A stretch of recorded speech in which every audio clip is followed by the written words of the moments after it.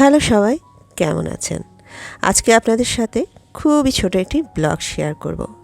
গতকালকে মানে শুক্রবারে আমরা কিছু ফ্রেন্ডরা মিলে ব্রিসবেন সিটি ঘুরতে গিয়েছিলাম, তো সেটাকেই খুব ছোট আকারে আপনাদের সাথে শেয়ার করার চেষ্টা করেছি। আমার আসলে ব্লগ করার তেমন কোনো প্ল্যান ছিল না, কারণ আমার মনে হয় বন্ধুদের সাথে ঘুরতে গেলে সারাক্ষণ ভিডিও করতে থাকলে সেই সময়টাকে পুরোপুরি এনজয় করা যায় না। কিন্তু হঠাৎ আবার মনে হলো কেন না এই সুন্দর সময়টাকে আমি বন্দি করে রাখি আমার চ্যানেলের জন্য। তাই বন্ধুদের কাছ থেকে কালেক্ট করা ছবি আর ভিডিও দিয়েই আজকের এই ব্লগটা শেয়ার করলাম। আমরা ট্রেনে করে ব্রিসবেন সিটি গিয়েছিলাম কাল।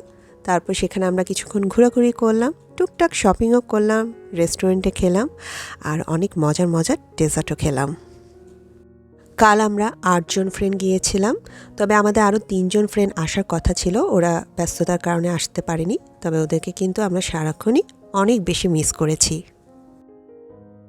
আসলে আমাদের ব্যস্ত সময় থেকে একটু সময় বের করে নিজেদের মতো করে সময়টা কাটাতে চেয়েছিলাম কাল।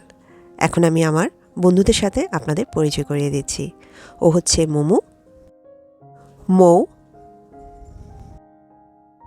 হলি,